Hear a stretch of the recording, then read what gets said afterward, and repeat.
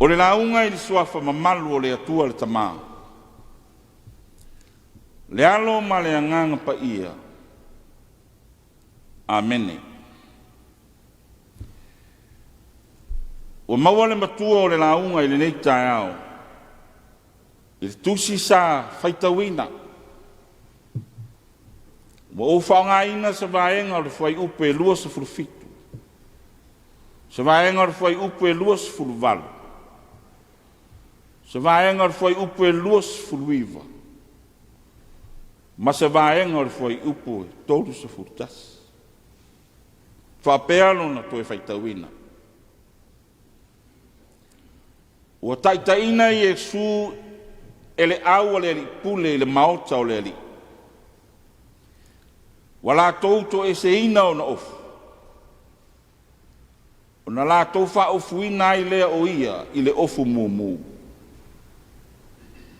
Wala toutata ai fo i la au tui tui. Ua fai ai le pale. O na la tofa e ai lea i lo nao. Ua uma o na la tofa atau e mumai i a te ia. O na la toutatala e se leo le ofu. Ma wha ofu i a te ia i ona lava ofu. O le manatu au tū, i a tō whi malie, e ui ina onga ti ngā o sa wanga. I a tō whi malie, e ui ina onga ti ngā o sa wanga.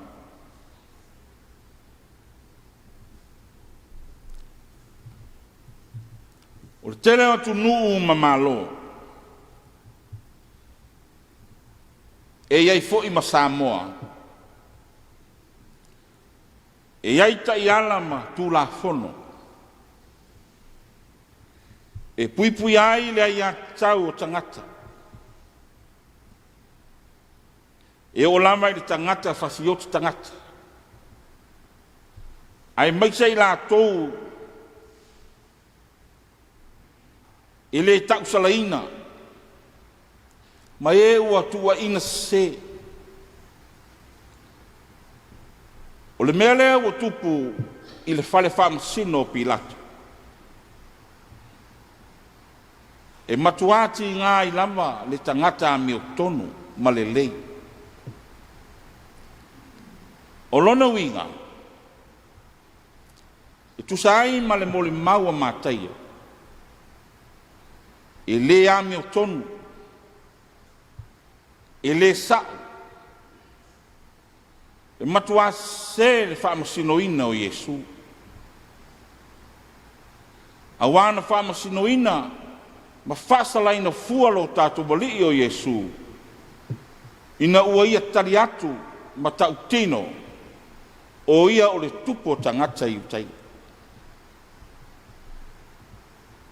O se tali ma le tautinonga na whaawinga ina e tangata.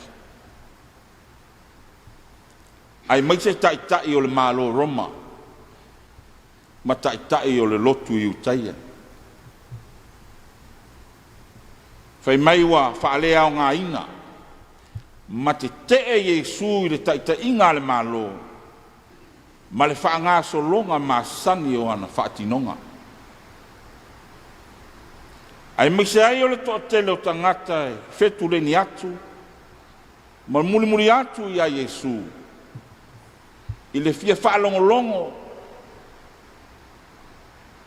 ma talia na launga, ma upu whaala i au, ma whaamawhana whananga.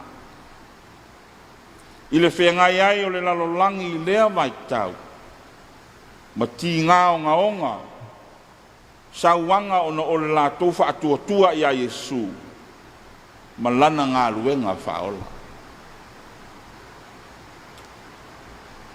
I tele le whaamawhana whananga, o le whaamanatu o le tala le leimu i tātou Samoa.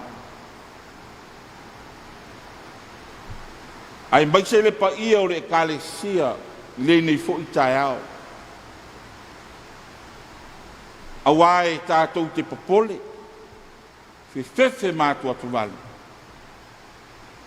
Pe a whesanga i matinga ma puapua ngā, i le whaanga solonga o a tātou whiau. Ngā luenga ma lo tātou wala awina o le nei aso. Ai ia toa whi mālie. Ma ia ia i tātou pēa le whi le mu o le atua. Ua tātou le toi ti ngā ina i ni sāwanga, mani ti ngā o ngā onga o lo tātou wha tuatuanga. Ai ua tātou whea ngai pēa, ma ti ngā masawanga, o le ola tofu ina o lo tātou wha tuatua. Ai mikse ai, o le tofu ina o lo tātou wha maoni whiau, ua wala awina ai tātou e le atua. Au tātou whea ngai ma whisa ngai ma ti ngā masawanga o ia wala awina. Ia mana tua, ma toi wa ai ti ngā masawanga o ngaonga. Na o ia Yesu ke riso, ai le ai sanatari. Na talia Yesu ti ngā o ngaonga o le pale tui lo nao. Le tau fai, le whaatauemu, le sasa ma le maa. O ti ngā o ngaonga ma sauanga fo ia, na o i le au perfeta, na mua ia te ia. O kerisiano whātua, na whaapango tāina ma whasio tia, o no lo lātou whātua. Na tū maupea i le wala aua le atua, whaapea lo tātou ali o Yesu ke riso.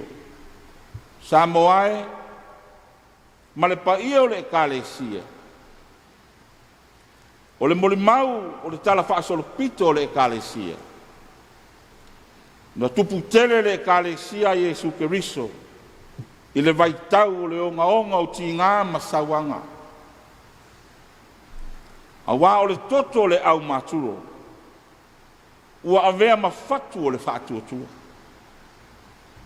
Ai o lo tātou ali i fo'i o Yesu ke riso, le ao lana e kālesia.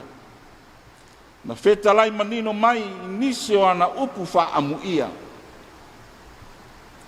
Amuia o tou, pe a la tou upu leanga ma wha sawa ia te o tou. Ma la tou tua ina pe pelo o tou, i mea leanga uma o na oa.